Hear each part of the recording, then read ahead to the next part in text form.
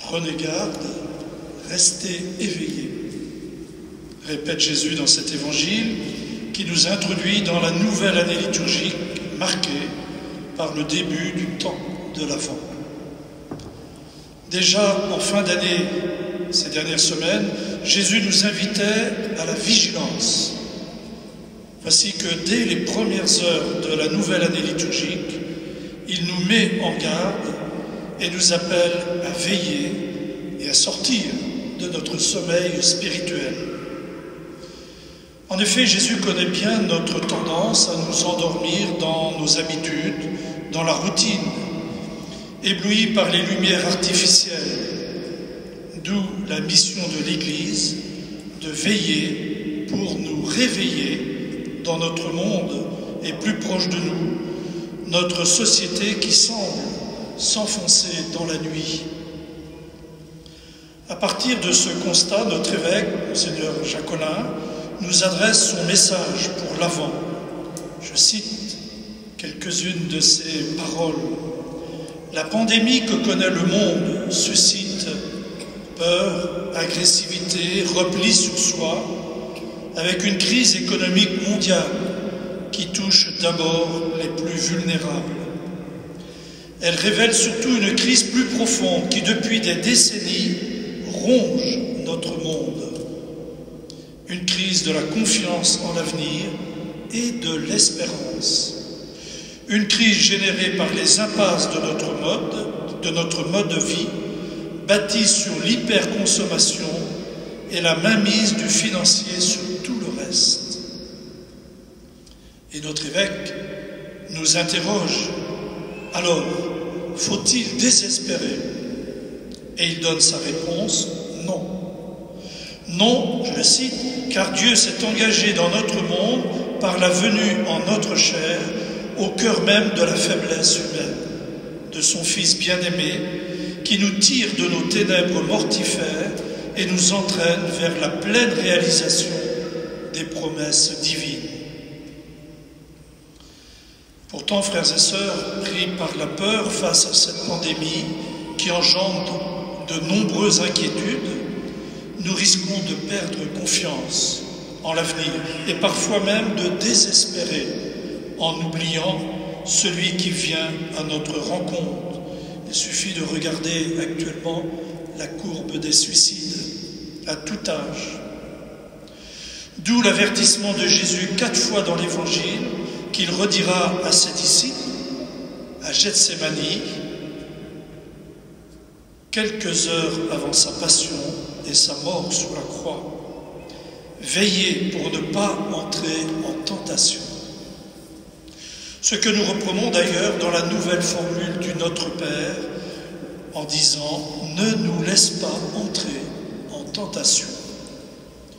Tentation de se replier sur nous-mêmes, de nous endormir dans nos habitudes et finalement de sombrer dans le sommeil spirituel, peut-être de rejoindre ceux qui sont déjà dans l'ignorance spirituelle et religieuse.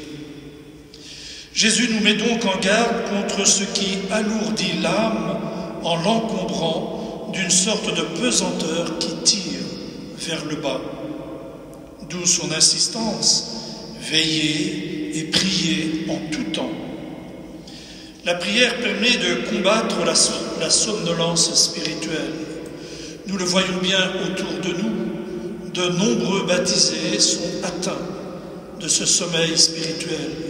Dans notre société où l'on vit sans Dieu, oubliant que le maître de la maison, s'il arrive, et il arrivera à l'improviste, il ne faudrait pas, dit Jésus, qu'il nous trouve endormis.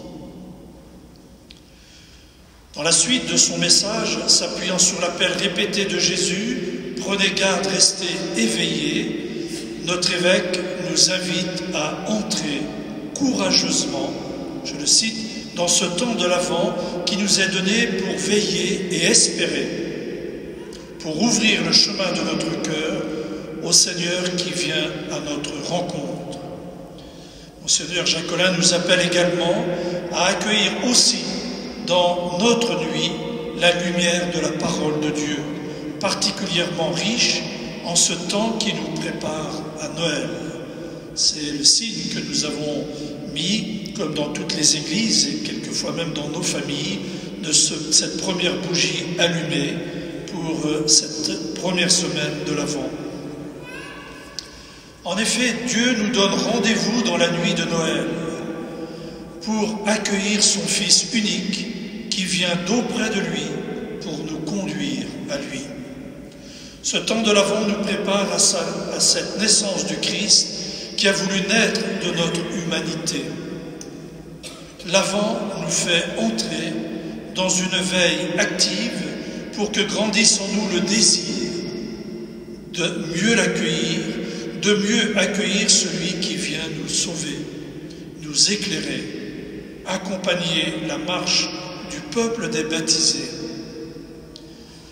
C'était déjà la demande du prophète Isaïe dans la première lecture, demande pour son peuple, je le cite, « Pourquoi, Seigneur, nous laisses-tu errer hors de ton chemin?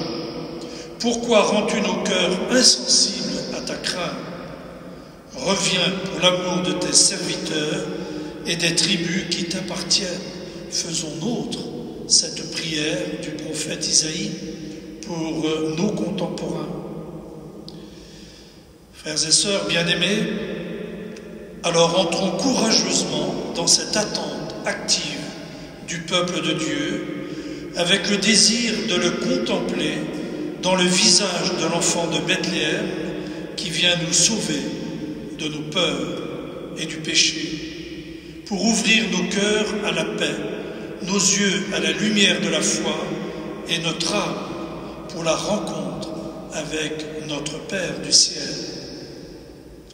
Ne doutons pas de la venue de celui qui nous l'a promis. S'endormir signifierait précisément que nous n'y croyons plus. Nous n'aurions plus aucune raison de veiller.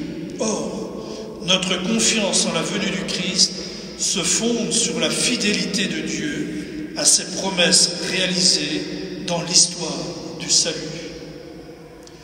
Le cri du prophète Isaïe est déjà l'expression de l'espérance dans cette venue du Seigneur, car, écrit Isaïe, « Voici que tu es descendu, et les montagnes ont fondu devant ta face. Personne n'a vu un autre Dieu que toi agir ainsi. Seigneur, tu es notre Père, nous sommes tous l'ouvrage de tes mains. » L'Avent ne change pas Dieu, mais change notre regard sur Dieu et nous fait entrer dans l'espérance de toute l'Église qui veille et nous donne rendez-vous à l'étable de Bethléem où Dieu s'est fait petit enfant pour que nous puissions le connaître et l'adorer, comme l'ont fait avant nous les bergers, puis les mages et tous les croyants depuis plus de 2000 ans. Frères et sœurs, chers paroissiens, soyons convaincus que notre monde, notre société de la consommation et de l'illusion a un besoin urgent de lumière, celle de la foi, de la paix et de l'espérance. Que cette nouvelle année liturgique inaugurée par le temps de l'Avent, pour nous préparer à fêter la nativité de Jésus, réveille notre mémoire du cœur afin de pouvoir discerner l'étoile de l'espérance.